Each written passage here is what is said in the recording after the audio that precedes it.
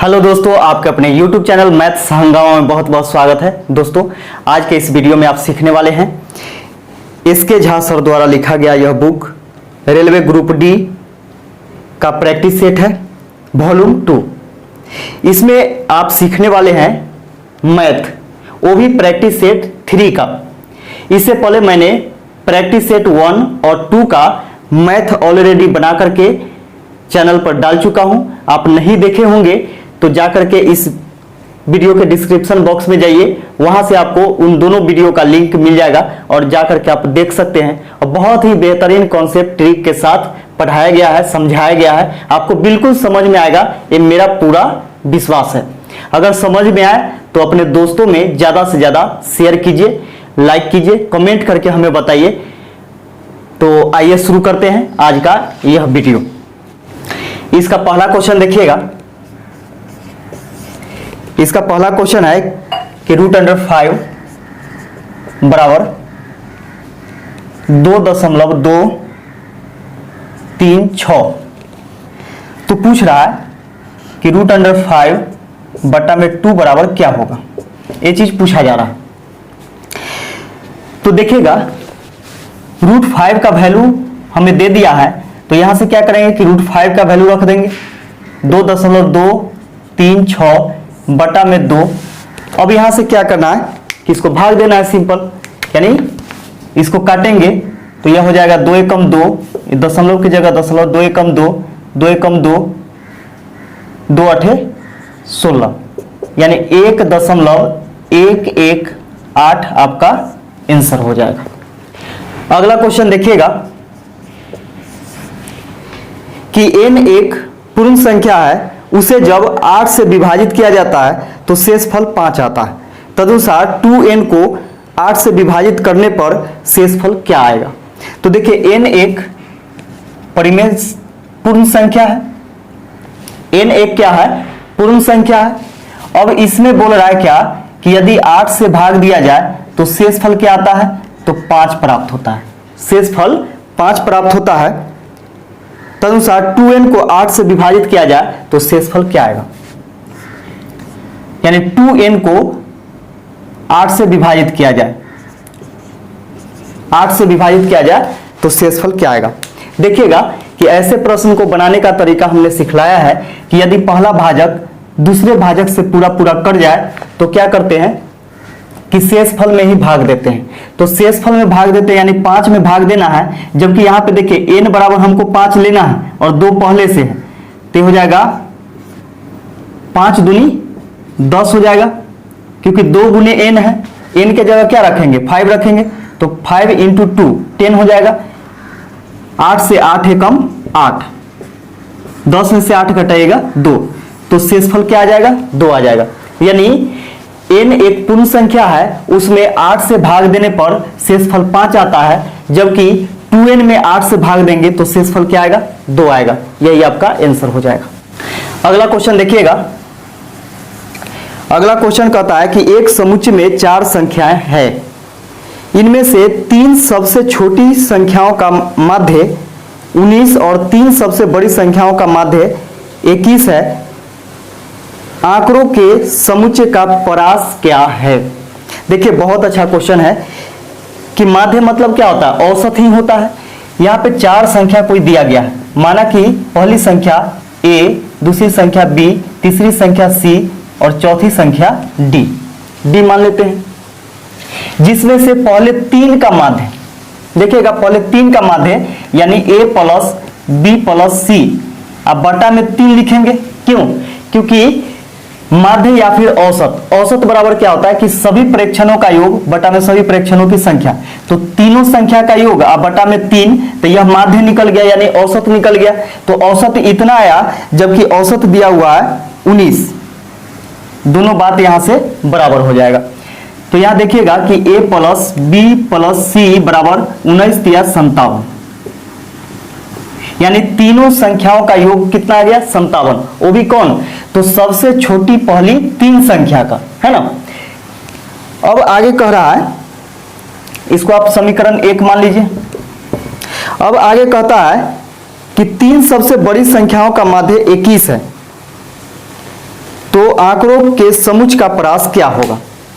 अब देखिए कि 3 सबसे बड़ी संख्या, जब बड़ी संख्या बोलेगा तो उधर से देखेंगे, तो इधर से तीसरा नंबर पर कहां पूछ रहा है, तो बी, यानी डी से आते हैं डी सी डी, यानी बी सी डी आपका 3 सबसे बड़ी संख्या है ना। तो 3 सबसे बड़ी संख्या का माध्य जो है यानी B plus C plus D बटा में भी यहां पे क्या करेंगे 3 करेंगे, तो माध्य इतना है लेकिन है क्या 21, दोनों बातें यहां से बराबर हो जाएगा। तो देखिएगा कि b plus C plus D इधर भाग में 3 है, उधर जाएगा तो गुना में 21 3 63, यानी 3 बड़ी संख्या का योग आ गया आपका 63। अब यहां से हम लोग क्या करते हैं कि समीकरण 2 में से 1 को घटाते हैं, समीकरण 2 माइनस 1, तो देखिएगा कि b plus C plus D बराबर 63,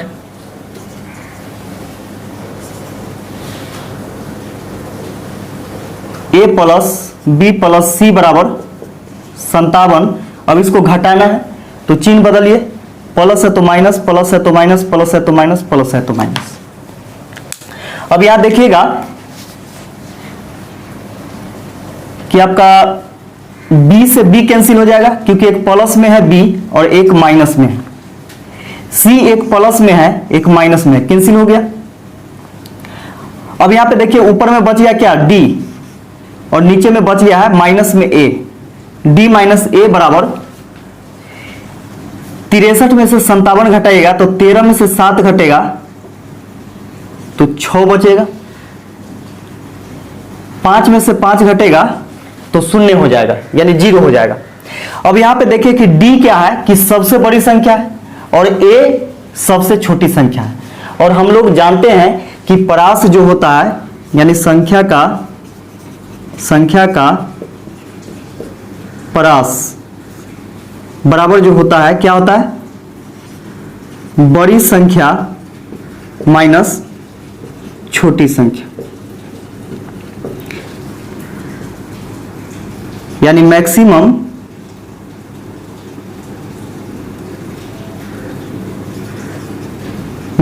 वैल्यू माइनस मिनिमम वैल्यू।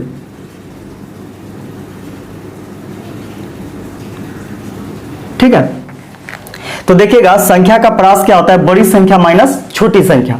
तो यहां पे देखिए कि d क्या है, बड़ी संख्या है और a छोटी संख्या है, और दोनों का अंतर कितना आ गया 6, तो यही आपका परास जो हो जाएगा इन संख्याओं का कितना हो जाएगा 6 हो जाएगा, यही आपका आंसर हो गया। अगला क्वेश्चन देखिएगा,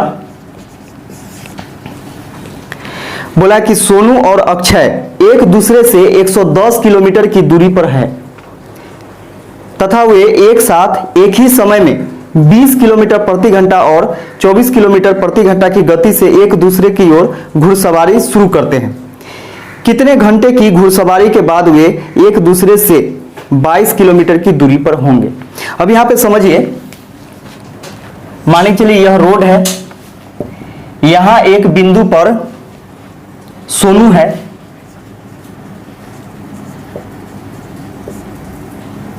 और यहां एक बिंदु पर अक्षय है, ठीक है, और ये दोनों के बीच का जो दूरी है, ये दोनों के बीच का जो दूरी है 110 किलोमीटर है।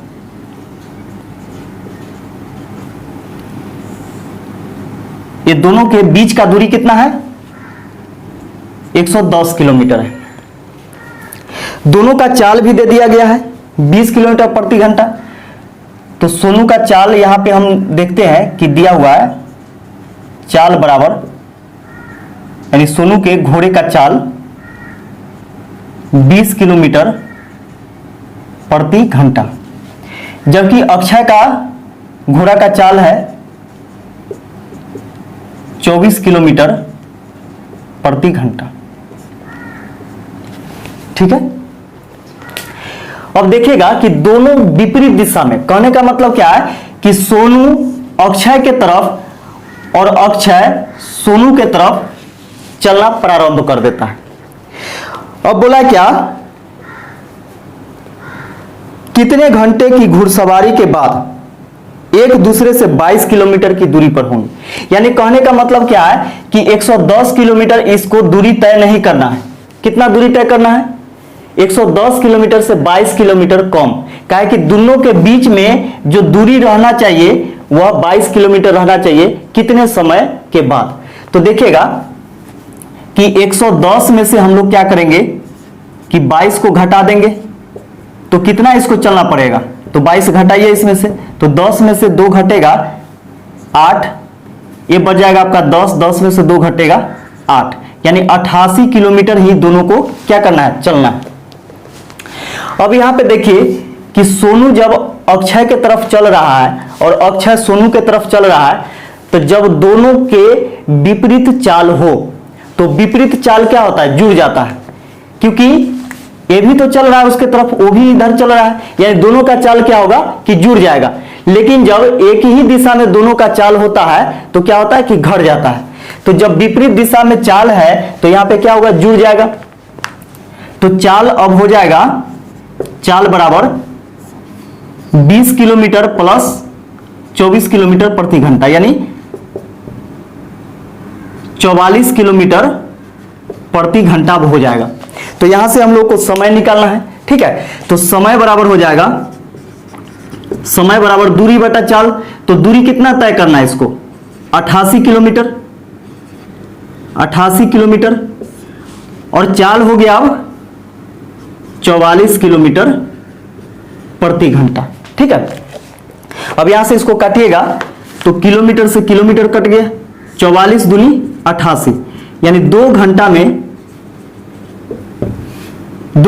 में ये दोनों के बीच में 22 किलोमीटर का दूरी रहेगा। यही आपका आंसर हो जाएगा, कितना? तो 2 घंटा। अगला क्वेश्चन देखिएगा, बोला है कि 100 छात्रों का औसत भार 32 किलोग्राम। तो नंबर इंटू एवरेज बराबर टोटल होता है। देखिएगा, नंबर इंटू एवरेज बराबर टोटल। तो 100 छात्र है, नंबर ऑफ स्टूडेंट कितना? 100, तो यहां पे 100 लिखेंगे, और इसका एवरेज क्या है? तो 32 है। ये दोनों को गुना कीजिएगा तो टोटल कितना आ जाएगा? 3200, 3200, ठीक है, 3200 किलोग्राम। अब बोल रहा है क्या कि पहले 49 छात्रों का औसत भार 30 किलोग्राम है। पहले 49 छात्रों का औसत भार क्या है? 30 किलोग्राम है। इसको गुना करेंगे तो हो जाएगा आपका 0, 9 × 27 के 7 हासिल 2, 4 × 12 और 2 14, यानी 1470 किलोग्राम। इसके बाद बोल रहा है आगे, तथा अंतिम 50 छात्रों का औसत भार 34 किलोग्राम है। अंतिम 50 छात्रों का औसत भार जो है 34 किलोग्राम है। ये दोनों को गुना कीजिए, ये 0 हो जाएगा, 5 चौके 20 के 0, 5 के 15 और 2 17, 1700 किलोग्राम। अब यहां से बोल रहा है कि 50वें छात्र का भार किलोग्राम में क्या होगा। देखिएगा, 50वें छात्र का भार हम लोग को निकालना है। यहां देखिए कि 49 और 50 दोनों को जोड़ते हैं तो कितना आता है? 99 आता है। ये दोनों को जोड़िएगा, ये दोनों भार, तो 99 छात्रों का कुल भार है। जबकि ऊपर देखिए कि 100 छात्रों का कुल भार 3200 किलोग्राम है ना। तो सोच के देखिए कि 100 छात्रों के कुल भार में से 99 छात्रों का कुल भार अगर हम घटा देते हैं तो कोई ना कोई एक छात्र का भार बचेगा, और वही चीज आपको 50वां पूछता, 49वां पूछता, 48, 46, 45 कोई भी पूछता तो वही आपका आंसर होता है ना। तो अतः 50वें छात्र का भार बराबर हो जाएगा 3200 में से हम लोग को घटाना है कितना? ये दोनों को जोड़ करके जोड़िए, 0 हो गया, ये 7 हो गया, 7 और 4 11 के 1, 1 2 और 1 3, यानी 3170 घटा देना है। 0 में से 0 0, 10 में से 7 घटेगा तो 3, 1 में से 1 0, 3 में से 3 0, यानी 30 किलोग्राम 50वें छात्र का भार हो जाएगा और यही आपका आंसर हो जाएगा। अगला क्वेश्चन देखिएगा कि 1 + 1/, cot square 63 degree minus sec square 27 degree plus 1/, sine square 63 degree minus cosec square 27 degree का संख्यात्मक मान बताएं। तो देखिए संख्यात्मक मान बताना है तो इसको लिखते हैं 1 + 1/, cot स्क्वायर थीटा बराबर क्या होता है, tan स्क्वायर थीटा। तो हो जाएगा आपका tan स्क्वायर थीटा की जगह क्या 63 degree minus sec square theta. इसको हम लोग कॉम्प्लीमेंट्री एंगल यानी पूरक कोण में बदलेंगे तो देखिएगा पूरक कोण इसका छोटा सा बेसिक समझिए कि पूरक कोण किसको कहेंगे। तो वैसा दो कोण जिसका योग 90 डिग्री हो जाए तो उसे पूरक कोण कहते हैं, यानी एक दूसरे का वह पूरक होता है। तो यहां पे हम लोग देखते हैं क्या कि सेक 90 माइनस थीटा, सेक 90 माइनस थीटा बराबर होता है कोसेक थीटा। क्या होता है, कोसेक थीटा होता है। तो यहां पे समझिएगा कि सेक 90 माइनस थीटा, तो यहां पे थीटा के जगह पर हम क्या रख दें कि यहां पे 27 को जोड़ने के बाद 90 डिग्री पूर जाना चाहिए। तो 90 डिग्री में से 27 डिग्री घटाइएगा तो 63 बचेगा, है ना। तो सेक क्या हो जाएगा 63 डिग्री हो जाएगा और कोसेक 63 डिग्री, ठीक है। तो सेक स्क्वायर में है तो कोसेक भी स्क्वायर में हो जाएगा यहां से। तो इसको हम लोग लिख सकते हैं कि cosec square 63 degree plus 1/, sine square theta. तो 1/, साइन स्क्वायर थीटा बराबर क्या होता है कोसेक स्क्वायर थीटा। तो ये भी हो जाएगा आपका cosec square 63 degree minus cosec को बदलेंगे तो किस में आएगा, सेक में आएगा। कोसेक को जब बदलेंगे कॉम्प्लीमेंट्री में तो सेक में आएगा। तो देखिए 27 में हम कितना जोड़ दें कि 90 हो जाए तो 63, तो हो जाएगा आपका सेक स्क्वायर 63 डिग्री। अब यहां पे देखिए कि एक माइनस में कोसेक स्क्वायर थीटा है, एक प्लस में कोसेक स्क्वायर थीटा है, ये दोनों कैंसिल हो जाएगा। अब यहां पे 1 + tan स्क्वायर थीटा, तो 1 + tan स्क्वायर थीटा बराबर होता है सेक स्क्वायर थीटा। तो थीटा की जगह कितना तो 63 डिग्री माइनस में सेक स्क्वायर 63 डिग्री। एक प्लस में है एक माइनस में, दोनों कैंसिल हो जाएगा, बच गया क्या 0। तो यही इसका संख्यात्मक मान आ गया कितना तो 0, यही आपका आंसर हो जाएगा। अगला क्वेश्चन देखिएगा 52 नंबर, बोला है कि एक बस के पहिए की त्रिज्या 35 सेंटीमीटर है, 33 किलोमीटर प्रति घंटा की गति बनाए रखने के लिए पहिए को प्रति मिनट कितनी बार घूमना पड़ेगा। तो देखिएगा कि कितनी बार घूमना पड़ेगा।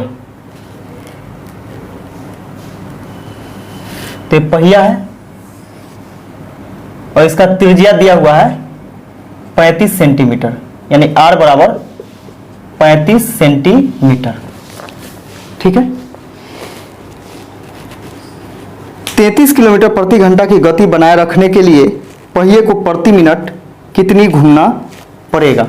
तो यहाँ पे देखिए कि कुल दूरी हम लोग जब निकालते हैं तो सोचिए कि कुल दूरी कैसे तय करता है, पहिया जो है कुल दूरी कैसे तय करता है, तो ये पूरा घूमता है। जब ये पूरा घूमेगा, मान के चलिए कि यहां से शुरू किया घूमने का, अब फिर यहां पे आ गया, तो यह एक चक्कर होता है। तो एक चक्कर जब पूरा करेगा तो कुछ ना कुछ दूरी तय करेगा, है ना। तो पूरा एक चक्कर बराबर होता है वृत्त का परिधि, है ना। तो वृत्त का परिधि यानी प्रत्येक चक्कर बराबर वृत्त की परिधि, वृत्त की परिधि। तो वृत्त की परिधि आप लोग जानते होंगे कि क्या होता है, 2 पाई आर, 2 पाई आर हो गया। अब इसमें देखिए कि यह एक चक्कर इतना लगाया, बोला कि कितना चक्कर लगाएगा, है ना, कितना चक्कर लगाना पड़ेगा। तो माना कि n चक्कर लगाना होगा, तो n से गुना करेंगे तो यह कुल दूरी हो जाएगा, कुल दूरी हो जाएगा। जबकि दूरी तय करता है कितना, 33 किलोमीटर प्रति घंटा की गति से। तो हम लोग 1 घंटा का ले लेते हैं, तो यह 33 किलोमीटर जाएगा, 33 किलोमीटर, है ना। क्योंकि 33 किलोमीटर प्रति घंटा है, इसका मतलब कि 1 घंटा में यह 33 किलोमीटर जाता है। किलोमीटर को हम लोग बदलेंगे मीटर में, तो 1000 से गुना करना होगा, 1000 से गुना करना होगा। तो ये आ गया आपका मीटर में, जबकि हम लोगों को त्रिज्या दिया हुआ है सेंटीमीटर में, तो इसको भी सेंटीमीटर में बदलेंगे। तो मीटर को सेंटीमीटर में बदलने के लिए क्या करते हैं कि 1 मीटर बराबर 100 सेंटीमीटर होता है। तो इतना मीटर बराबर कितना हो जाएगा, इतना गुने 100। अब हम लोगों से पूछा है कि 1 घंटा में, तो मीटर प्रति सेकेंड में हम लोग को निकालना है ना। तो यहां पे देखिए कि बटा में 60 से भाग देंगे, क्योंकि यहां पे बोला है कि प्रति मिनट कितनी बार घूमना पड़ेगा इसको, तो प्रति मिनट बोल रहा है, ठीक है। तो प्रति मिनट बोला है, तो 1 घंटा ऊपर वाला जो है यह दूरी कितना देर में तय करता है, 1 घंटा में, क्योंकि 33 किलोमीटर 1 घंटा में तय करता है। तो यहां पे नीचे लिखेंगे 1 घंटा बराबर क्या, 60 मिनट, है ना, यानी प्रति मिनट हम लोगों को बोला है। तो यहां से दोनों बात बराबर हो जाएगा, ये भी कुल दूरी है और ये भी कुल दूरी है ना। तो यहां पे देखिएगा कि 2 पाई आर, तो 2 गुने पाई का मान 22/7 गुने आर का वैल्यू दिया हुआ है 35 और गुने एन। हम लोग को क्या निकालना है, एन निकालना है, यानी चक्करों की संख्या, है ना। तो चक्करों की संख्या क्या है, एन है, बराबर 33 गुने 1000 गुने 100 बटा में 60। इसको काटेंगे तो कट जाएगा आपका 7 से 7 × 5 = 35, 5 से इसको काटेंगे तो 20 × 5 = 100, 20 से 20 × 60, 3 से काटेगा तो 11 × 33, 11 से फिर कटेगा ये 11 दूनी 22। अब देखिए कि इससे हम काटेंगे, ये 2 दूनी 4 हो गया, ठीक है। तो 4 से काटेंगे तो 4 दूनी 8, 4 × 5 = 20, यानी 250 बार में कट जाएगा, यानी n बराबर हो जाएगा 250। तो यही आपका आंसर हो गया कि चक्करों की संख्या बराबर कितना, तो 250। अगला क्वेश्चन देखिएगा, बोला कि यदि PAB किसी वृत्त की एक प्रतिच्छेदी रेखा है, PAB जो है किसी वृत्त का प्रतिच्छेदी रेखा,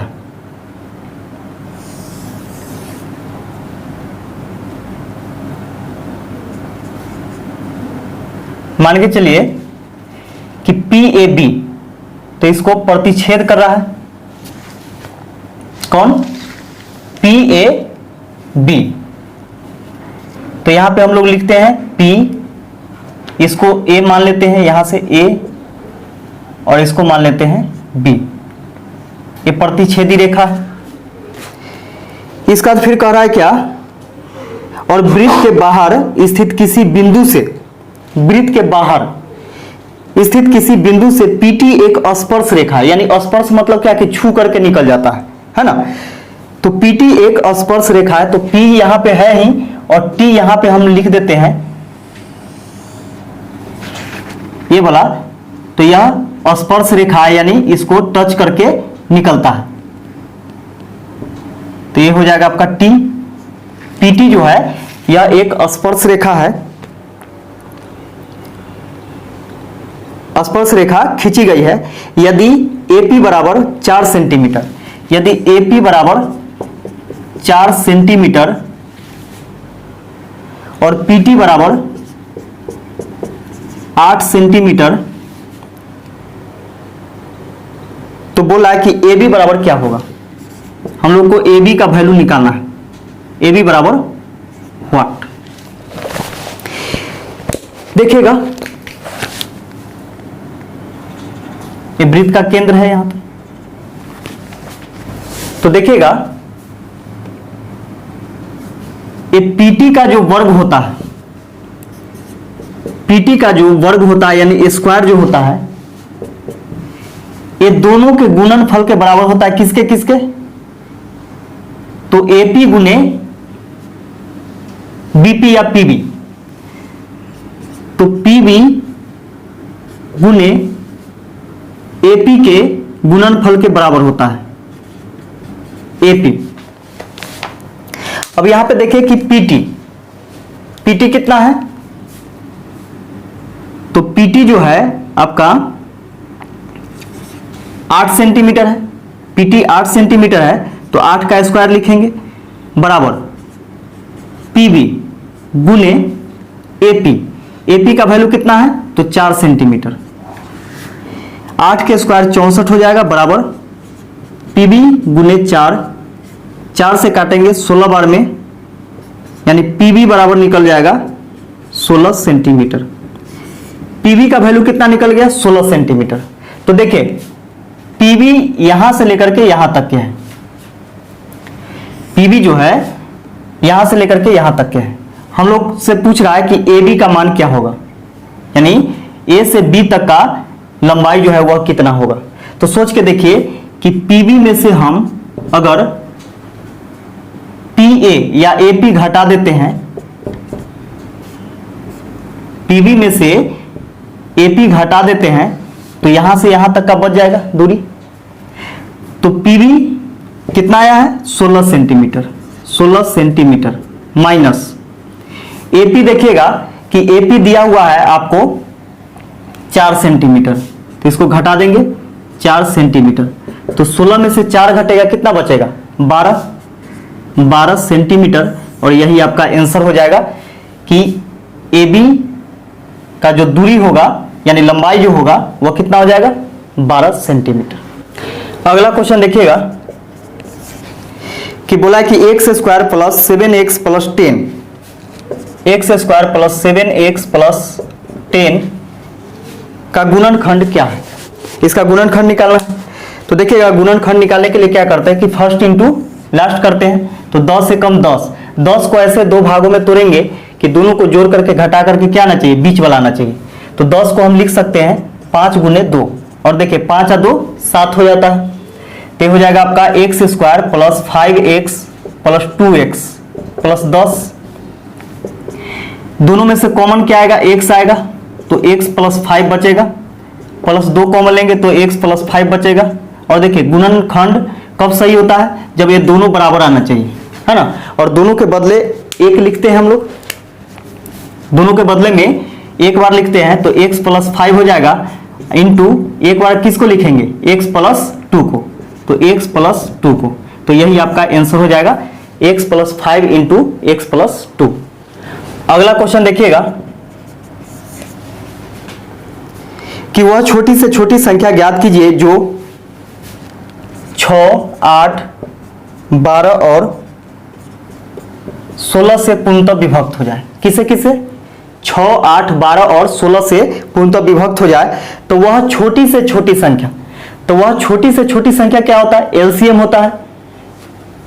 तो एलसीएम निकालेंगे इसका, तो देखिएगा कि एलसीएम आपको साधारण विधि से पता होगा कि कैसे निकालते हैं, लेकिन हम लोग यहाँ पे क्या करेंगे कि ऑप्शन से ही बना देंगे। तो ऑप्शन से बनाने के लिए क्या करेंगे कि सबसे पहले देखिए ऑप्शन देखेंगे तो ऑप्शन नंबर ए में 48 है, बी में है 60, सी में है 64 और डी में है 32। बोला कि 6, 8, 12 और 16 का 6, 8, 12 और 16 से पूर्णतः विभक्त हो जाना चाहिए। वह छोटी से छोटी संख्या कौन है, ये चीज पूछ रहा है। तो सोचिए कि जो चीज पूछ रहा है वही चीज ऑप्शन में दिया हुआ रहता है। तो इससे छोटी से छोटी संख्या हम लोग देखते हैं कि चारों में सबसे छोटी संख्या कौन है, 32 है ना। तो 32 को देखेंगे कि क्या यह 6 से कट रहा है, नहीं कट रहा है, तो गया, यानी 100 से कटना चाहिए। इसका बाद 48 देखिए तो 48 6 से भी कट रहा है, 8 से भी कट रहा है, 12 से भी कट रहा है और 16 से भी कट रहा है। तो इससे छोटा और ऑप्शन में कोई है नहीं, है ना। तो यही आपका आंसर हो जाएगा कौन, 48। अगर ये सब होता भी तो नहीं हो पाता, क्यों, क्योंकि 48 से यह दोनों बड़ा है। तो आंसर हो गया आपका 48। अगला क्वेश्चन देखिएगा। अगला क्वेश्चन कहता है कि यदि x का 30% बराबर 72 है तो x का मान ज्ञात कीजिए। x का 30% बराबर 72, तो x का के मतलब गुना 30% मतलब बटा में 100 बराबर 72। 1 0 से 1 0 कैंसिल, 3 से काटेंगे तो 3 दूनी 6, 3 चौके 12। x बराबर हो जाएगा 10 इधर भाग में उधर जाएगा तो गुना में, यानी 24 गुने 10। तो x बराबर कितना हो जाएगा, 240। यही आपका आंसर हो जाएगा। अगला क्वेश्चन देखिएगा 57 नंबर। इसमें दिया हुआ है कि एक लंब प्रिज्म 8 सेंटीमीटर आधार वाले समबाहु त्रिभुज पर स्थित है। यदि उसका आयतन 144√3 सेंटीमीटर क्यूब है तो प्रिज्म का कुल पृष्ठीय क्षेत्रफल वर्ग सेंटीमीटर में कितना होगा। तो देखिएगा बहुत ही अच्छा क्वेश्चन है। एक समबाहु त्रिभुज है। समबाहु त्रिभुज आप जानते होंगे कि जिसका तीनों भुजा सम है, सम यानी बराबर हो। वैसा त्रिभुज जिसका तीनों भुजा आपस में बराबर हो वह समद्विबाहु त्रिभुज कहलाता है। और इसी पर क्या है कि इसी के बेस पर प्रिज्म है। इसी के बेस पर क्या है कि प्रिज्म बना हुआ है, इस प्रकार है, ठीक है। अब देखिए बोला क्या कि प्रिज्म का कुल पृष्ठीय क्षेत्रफल कितना होगा, जबकि हम लोग को पता है कि लंब प्रिज्म 8 सेंटीमीटर आधार वाले समबाहु त्रिभुज पर स्थित है। यानी इसका एक भुजा जो है त्रिभुज का 8 सेंटीमीटर है। तो जब एक भुजा 8 सेंटीमीटर होगा तो तीनों भुजा इसका कितना होगा, 8-8 सेंटीमीटर होगा। फिर आपको दिया हुआ है कि यदि उसका आयतन, किसका, तो प्रिज्म का, तो प्रिज्म का आयतन बराबर होता है, प्रिज्म का आयतन बराबर आधार का क्षेत्रफल गुने ऊंचाई। आधार का क्षेत्रफल गुने ऊंचाई होता है। तो देखिएगा आधार का क्षेत्रफल, तो आधार किस पर है, यानी क्या है इसका बेस प्रिज्म का। तो इस यह प्रिज्म जो है यह टिका हुआ है किस पर, समबाहु त्रिभुज पर। और समबाहु त्रिभुज का क्षेत्रफल जो होता है √3/4 गुने भुजा स्क्वायर होता है। तो भुजा स्क्वायर यानी 8 का स्क्वायर और गुने ऊंचाई। ऊंचाई हम लोग को निकालना है तो h मान लेते हैं, है ना। अब यहां पे देखिए प्रिज्म का आयतन भी दिया हुआ है, कितना दिया हुआ है, तो 144√3। अब यहां से काटिएगा तो √3 से √3 कैंसिल हो जाएगा। तो 144 बराबर 1/4 गुने 8 के स्क्वायर 64 गुने h। 4 से काटेंगे 16 चौके 64, 16 से इसको काटेंगे 16 × 144, यानी h बराबर यहां से निकल गया 9 सेंटीमीटर। ऊंचाई कितना निकल गया, 9 सेंटीमीटर। तो हम लोगों से पूछा है कि प्रिज्म का कुल पृष्ठीय क्षेत्रफल कितना होगा। तो देखिएगा कि प्रिज्म का कुल पृष्ठीय क्षेत्रफल जो होता है यह होता है आपका आधार की परिमिति गुने ऊंचाई, आधार की परिमिति गुने ऊंचाई प्लस में 2 गुने आधार का क्षेत्रफल, आधार का क्षेत्रफल। तो देखिएगा कि आधार की परिमिति, तो आधार किस पर है, यानी इसका जो बेस है प्रिज्म का, इसका बेस क्या है, समबाहु त्रिभुज। तो इसका एक भुजा 8 सेंटीमीटर है, तो देखिएगा यहां पे तीनों भुजा क्या होगा, 8-8 सेंटीमीटर होगा। तो बेस का परिमिति क्या हो जाएगा, परिमिति मतलब क्या होता है, परिमिति या परिमाप मतलब होता है कि तीनों भुजाओं का योग। तो 8, 8, 16, 8, 24 है ना। तो आधार की परिमिति हो जाएगा 24 गुने ऊंचाई, ऊंचाई कितना यहां से निकल कर के आया है 9 प्लस 2 गुने आधार का क्षेत्रफल। तो आधार यहां पे देखिए क्या है, समबाहु त्रिभुज है ना। तो इसका क्षेत्रफल हो जाएगा √3/4 गुने भुजा स्क्वायर। तो भुजा स्क्वायर यानी 8 का स्क्वायर कीजिएगा, 8 भुजा है तो ये हो जाएगा आपका 64। 4 से इसको काटेंगे, पहले यहां पे काटते हैं, 2 से 2 दूनी 4 और 2 से काटेंगे इसको तो 32 दूनी 64। यहां से देखिएगा इसको गुना करेंगे तो 9 चौक 36 के 6 हासिल 3, 9 दूनी 18, 3 21, 216 प्लस इसको गुना कीजिएगा तो 32√3 हो जाएगा। तो यही आपका आंसर हो जाएगा 216 प्लस 32√3, जो कि पृष्ठीय क्षेत्रफल निकल जाएगा किसका, प्रिज्म का कुल पृष्ठीय क्षेत्रफल। यही आपका आंसर हो गया। अगला क्वेश्चन देखिएगा 58 नंबर। किसे बोला कि एक पिता अपने बेटे से कहता है कि तुम्हारे जन्म के समय मेरी आयु तुम्हारी आयु वर्तमान आयु के बराबर थी। यदि पिता की वर्तमान आयु 40 वर्ष है तो 5 वर्ष पहले बेटे की आयु कितनी थी। तो देखिएगा एक पिता अपने पुत्र से कहता है, पिता है और एक पुत्र है, ठीक है। पिता अपने पुत्र से कहता है कि तुम्हारे जन्म के समय मेरी आयु तुम्हारे वर्तमान आयु के बराबर थी।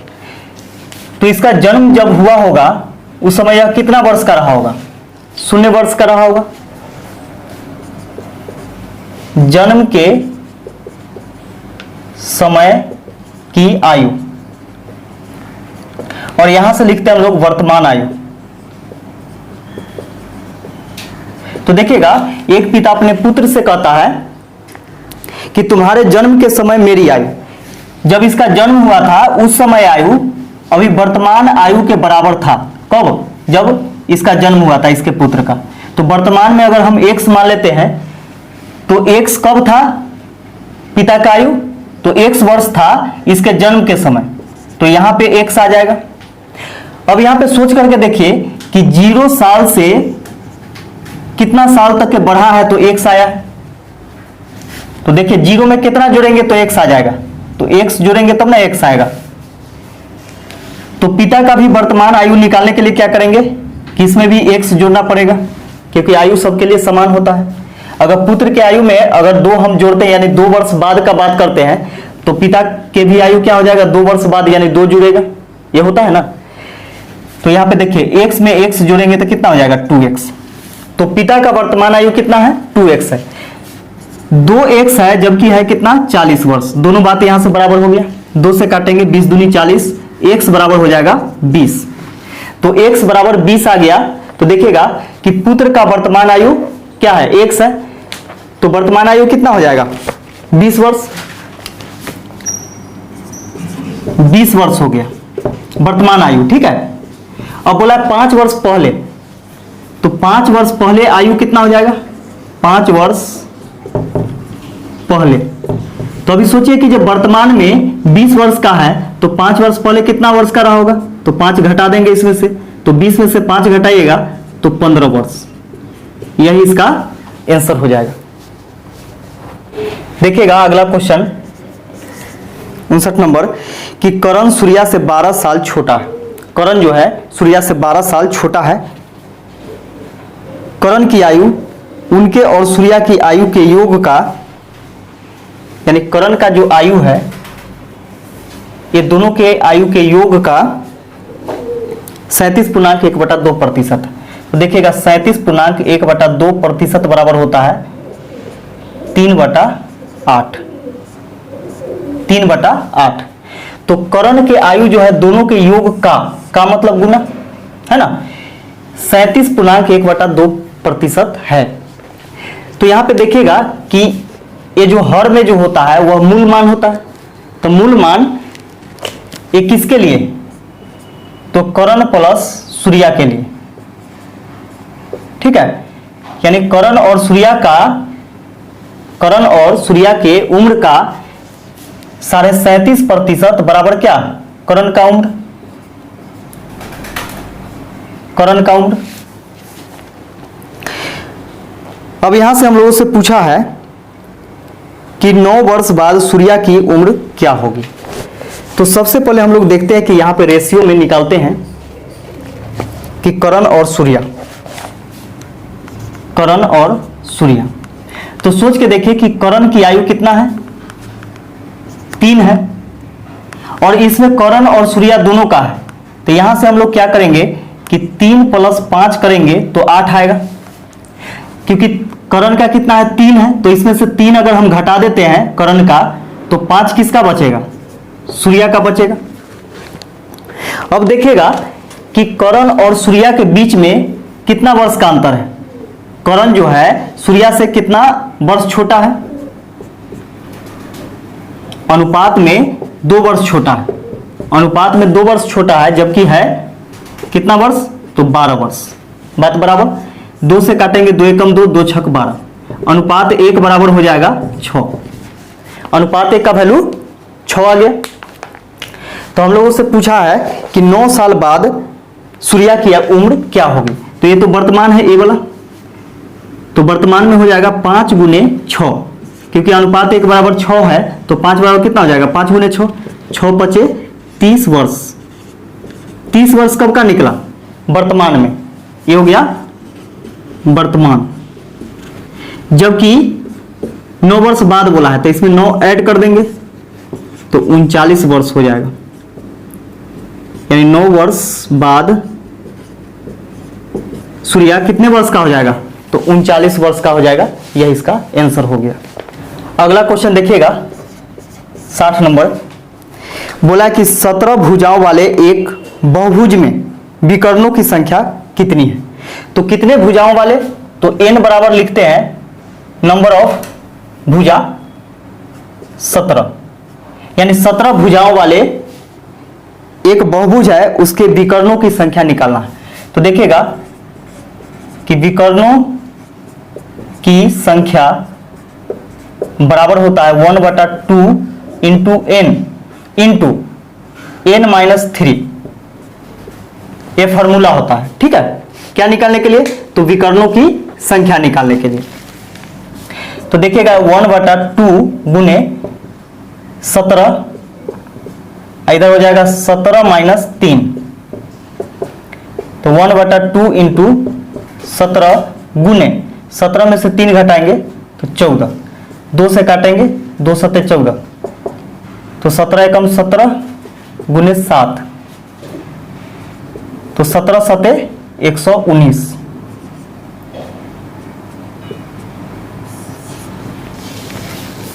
यानी 17 भुजाओं वाले एक बहुभुज में कुल विकर्णों की संख्या कितना आ जाएगा, तो 119 आ जाएगा। यही आपका आंसर होगा। अगला क्वेश्चन के लिए निर्देश देखिएगा, प्रश्न संख्या 61 से 62 के लिए। दिए गए दंड आलेख को ध्यानपूर्वक पढ़िए और इस पर आधारित प्रश्नों के उत्तर दीजिए। तो देखिए अलग अलग देशों में जन्म दर दिया गया है, Japan, France, New Zealand, Germany, Bharat और चीन। दिख रहा होगा क्वेश्चन। जापान में है 15, फ्रांस में 10 है, न्यूजीलैंड में 25, जर्मनी में 15, भारत में 30 और चीन में 36 है। 61 नंबर क्वेश्चन हम लोगों से पूछ रहा है कि किस देश में जन्म दर भारत में जन्म दर से 66.2/3% कम है। तो देखिए भारत में जन्म दर से कम किस में है? तो चीन में तो है नहीं, क्योंकि चीन में 36 है, ज़्यादा है तो इसको छोड़ देंगे। जर्मनी में देखते हैं कि जर्मनी में 15 है, तो 15 है तो कितना कम है? भारत में 30 है और जर्मनी में 15 है, तो इसको घटाएंगे तो 15 कम है। सॉरी, यहाँ पे 30 होगा, 30 में से 15 घटाएंगे तो 15, तो 15 है कितना में? तो 30 में 15 कम है। प्रतिशत में बदलने के लिए क्या करते हैं? गुने 100। तो 15 से 15 कम 15, 15 दूनी 30, 2 से 50 बार में, तो ये 50% कम है। ऐसा भी दिख रहा था, तो 50% कम है। तो सोच के देखिए कि भारत की जनसंख्या से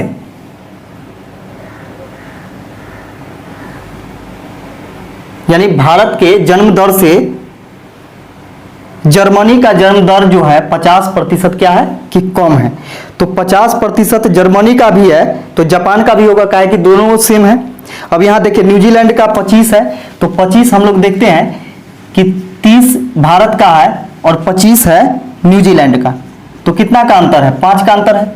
तो 5 का अंतर कितना में? तो 30 में, और गुने 100। 5 से इसको काटेंगे, 5 छक 30,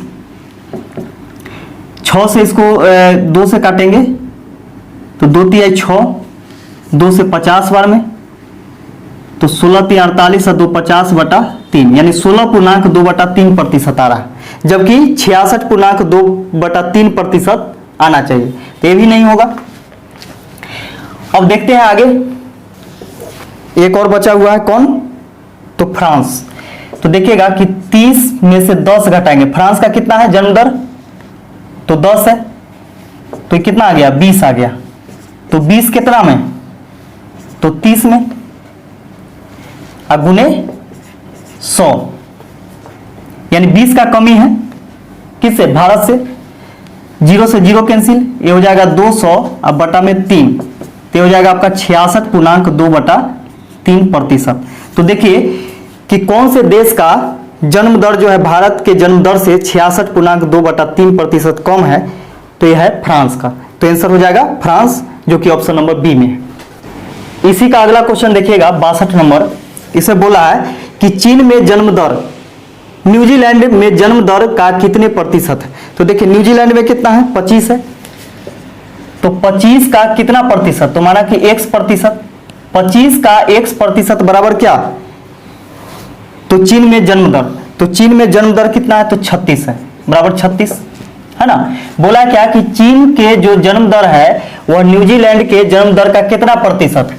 तो माना कि x% है, तो ये हो जाएगा आपका 25 गुने x/100%, मतलब बटा में 100 बराबर 36। 25 से 25 चौके 100, 4 इधर गुना में चला जाएगा, x बराबर हो जाएगा 6 चौके 24 के 4, 4 के 12, 12 दूध 14, यानी 144% है। यह इसका आंसर हो जाएगा। अगला क्वेश्चन देखिएगा 63 नंबर। इसे बोला क्या कि 934 के पावर 43 गुने 572 के पावर 572 गुने 739 के पावर 49 गुने 276 के पावर 50 है, 50 गुने 438 के पावर 58, इतना दे दिया गया है। और बोला क्या कि इसका इकाई अंक क्या होगा? तो मैंने पहला वीडियो में इकाई अंक के बारे में बतलाया था, तो उसमें आपको मालूम ही होगा 0, 1, 5, 6 नो चेंज। जब नो चेंज के ग्रुप का नहीं होता है, यानी इसके बेस के इकाई स्थान पे देखते हैं, नो चेंज के ग्रुप का नहीं होता है, तो 4 लिखते हैं और इसके पावर में 4 से भाग देते हैं, तो यहीं पे भाग दे देते हैं, तो 4 से भाग देंगे और जो शेष फल बचेगा उसको पावर के रूप में लिखेंगे। तो सोच के देखिए कि 4 से भाग देंगे तो 3 शेष फल बचेगा, 3 लिख दिए गुने। यहाँ पे देखिए कि क्या नो चेंज के ग्रुप का है? नहीं है, तो 2 लिखेंगे। इसमें 4 से भाग देंगे तो दाहिने तरफ से 2 अंक में 4 से भाग देंगे तो कोई फर्क नहीं पड़ेगा, पूरा में नहीं देना पड़ेगा, तो 4 एकम 4, 4 8 32, पूरा पूरा कट गया। जब पूरा पूरा कट जाता है तो इसका पावर क्या होता है? 4 होता है। गुने, देखिए नो चेंज के ग्रुप का है नहीं है तो 9 लिखेंगे, इसका 4 से इसे भाग देंगे तो 4 एकम 4, 4 दूनी 8, 1 बचेगा तो पावर 1 लिखेंगे। गुने 6 जो है यह नो चेंज के ग्रुप का है क्योंकि 0 1 5 6 नो चेंज, तो 6 के 6 लिख देंगे, पावर में नहीं देखना। अगर नो चेंज के ग्रुप का रहेगा तो सीधा लिख देना, पावर में कुछ भी रहे उससे मतलब नहीं। 8 देखिए कि नो चेंज के ग्रुप का नहीं है तो 8 लिखेंगे, इसका यहाँ पे पावर में 4 से भाग देते हैं तो 4 एकम 4, 1 बचेगा, 18, 4 चौके 16, 2 18, 2 हो गया। अब यहां से हम लोगों को निकालना है क्या? इकाई अंक, तो 4 के क्यूब कितना हो जाएगा? 64 गुने 2 के पावर 4 16 गुने 9 गुने 6 गुने 8 के स्क्वायर 64। हम लोग को इकाई अंक निकालना है इसलिए इकाई पर ध्यान होना चाहिए। तो 4 से 6 में गुना करेंगे तो 6 चौके 24, 24 के इकाई अंक 4, फिर 4 से गुना करेंगे 9 में, 9 चौके 36, 36 के 6, फिर 6 से गुना करेंगे 6 में तो 6 एक 36, 36 के 6, फिर 6 से 4 में गुना करेंगे क्योंकि हमेशा इकाई अंक को ही लेना है, ठीक है। तो 6 चौके 24, तो 24 हो जाएगा और 24 का इकाई अंक क्या हो गया?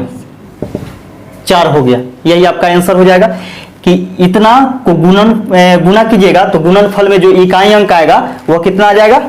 4 आ जाएगा। यही आपका आंसर हो गया। अगला क्वेश्चन देखिएगा, बोला क्या कि 3 के पावर 81 को 5 से भाग देने पर शेषफल क्या होगा?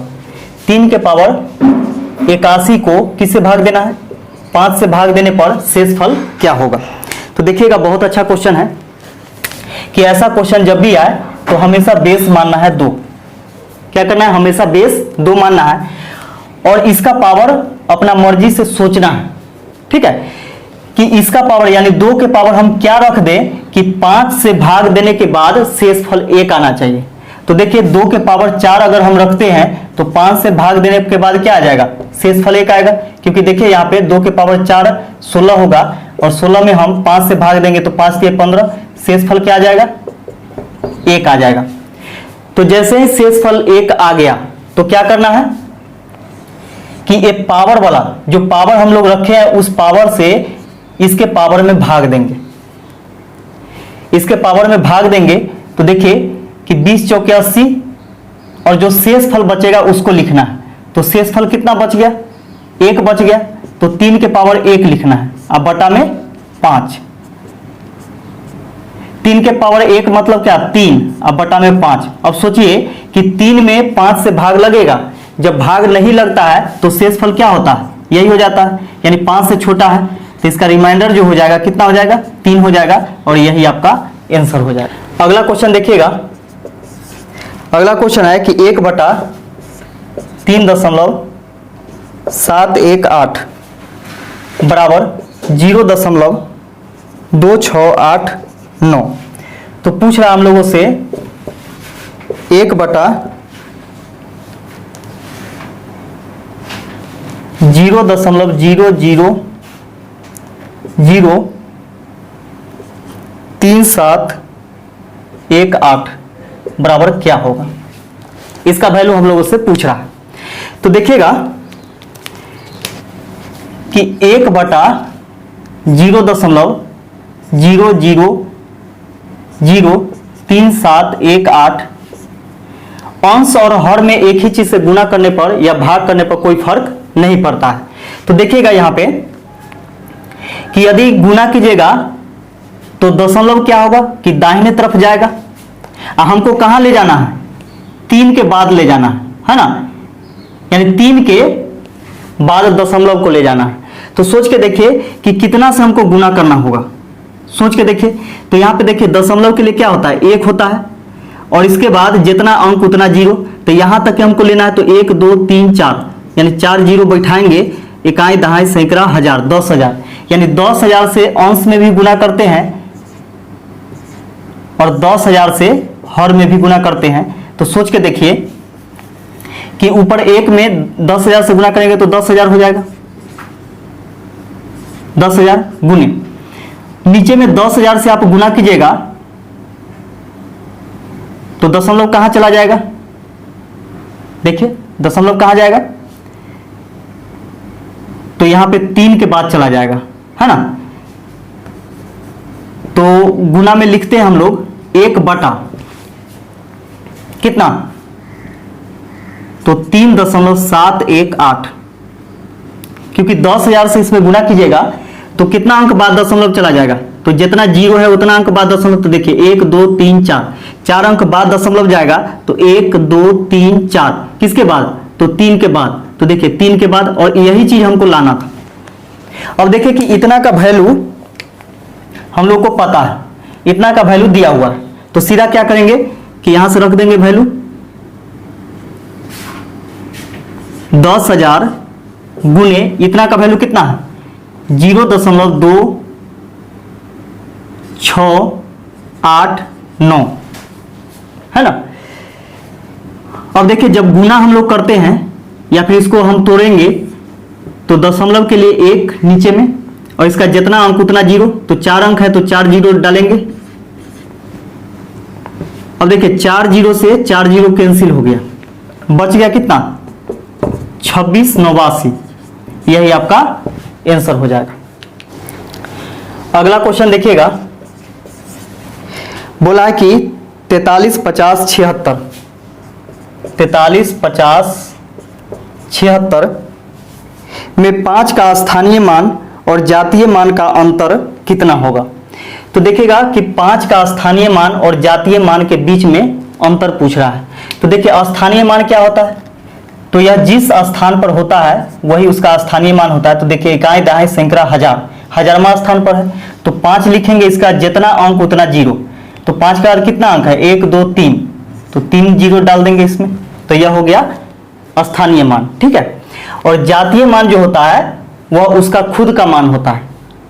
तो खुद का मान मतलब क्या कि 5 ही होगा, और दोनों के बीच का अंतर पूछ रहा है।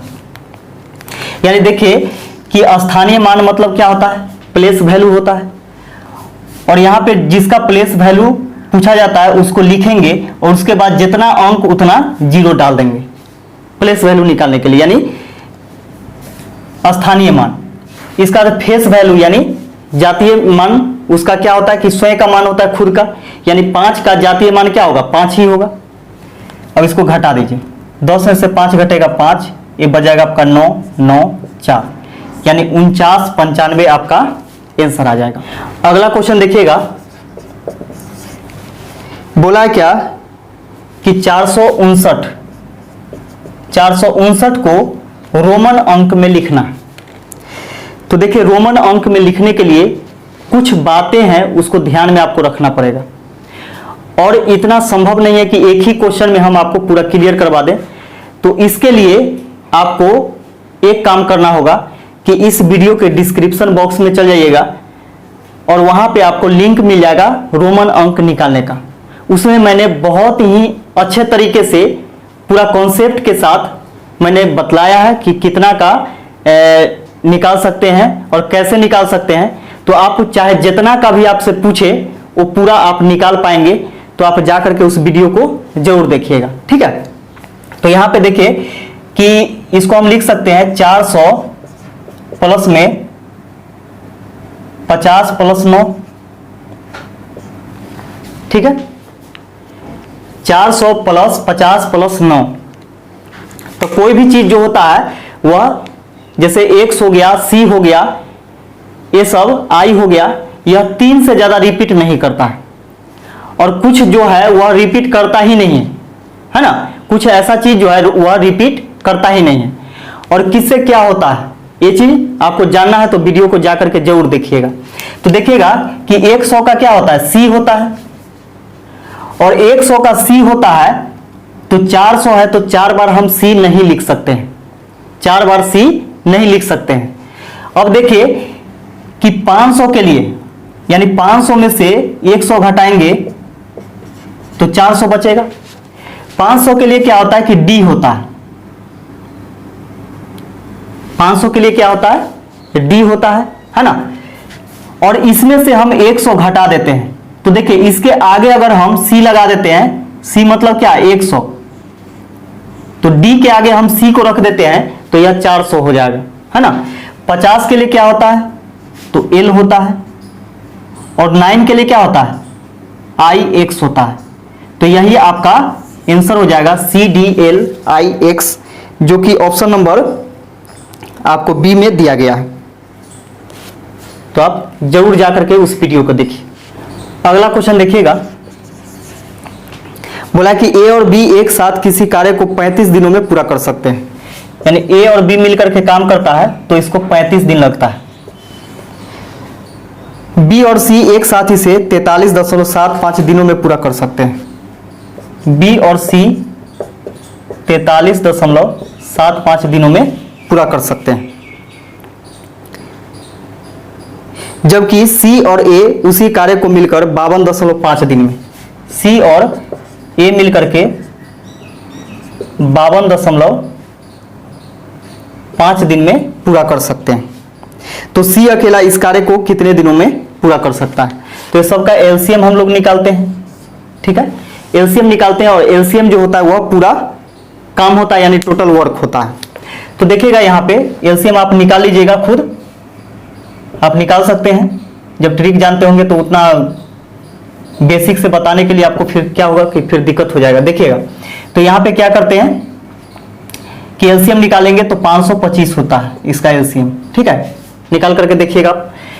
35 से इसमें भाग देंगे तो ये 15 बार में कटेगा, इससे इसमें भाग दीजिएगा तो यह 12 बार में, और इससे भाग दीजिएगा तो यह 10 बार में कटेगा। अब यहां से देखिएगा कि ए अगर हम इसको जोड़ते हैं तो 2a plus 2b plus 2c बराबर हो जाएगा 15, 12 और 10 सबको जोड़ेंगे तो कितना हो जाएगा, 37 हो जाएगा। अगर हम दो कॉमन ले लेते हैं तो a plus b plus c बराबर हो जाएगा 37, a plus b plus c बराबर हो जाएगा 37/2। तो a plus b plus c बराबर हो गया 18.5, भाग दीजिएगा 18.5 आ जाएगा। अब देखिए c का वैल्यू पूछ रहा है, यानी c कितने दिन में पूरा काम को कर पाएगा।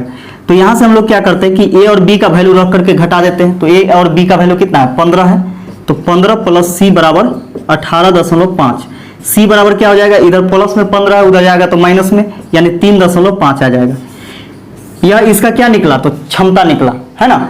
तो c का क्षमता क्या है कार्य करने का, तो 3.5 के दर से काम करेगा। तो c को जब पूरा काम करने को कहा जाए तो पूरा काम कितना, 525 काम, तो कितना दिन में करेगा, तो 3.5 की क्षमता से करेगा, दशमलव हटाएंगे, एक जीरो ऊपर चला जाएगा, इसको काटेंगे तो 7 से 7 पचे 35, और 7 से इसको काटिएगा 7 सत्ते 49, 7 पचे 35, 5 से फिर काटेंगे, 5 एकम 5, 50 25 जीरो, यानी सी करेगा उसको 150 दिन में, यानी सी अकेला काम करेगा तो 150 दिन लगेगा। यह इसका आंसर हो जाएगा। अगला क्वेश्चन देखिएगा, बोला कि दो पाइप किसी टंकी को क्रमशः 16 घंटे और 10 घंटे में भर सकते हैं। एक तीसरा पाइप टंकी को 32 घंटे में खाली कर सकता है। यदि तीनों पाइप एक साथ खोल दिए जाए तो टंकी कितने समय में भर जाएगा।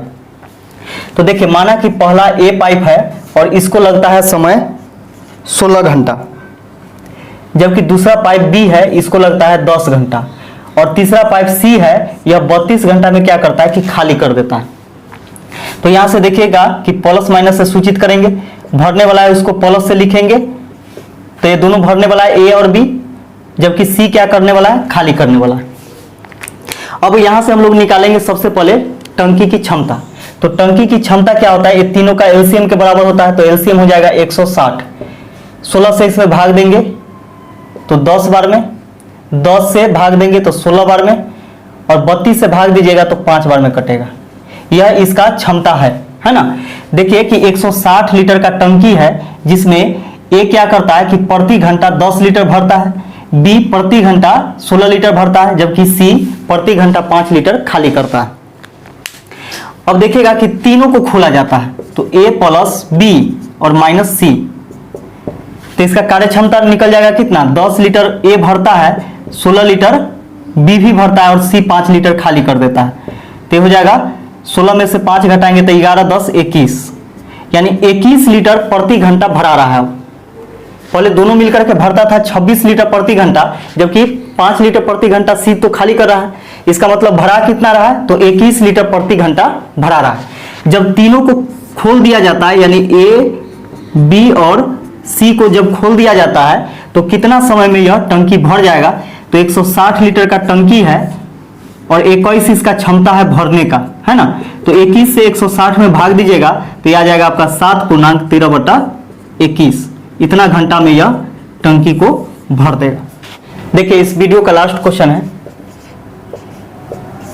70 नंबर। बोला कि एक दुकानदार 20% का बट्टा देता है, यानी छूट देता है, और 9 वस्तुएं खरीदने पर एक वस्तु फ्री में दे देता है, तो वह 20% का लाभ कमाता है।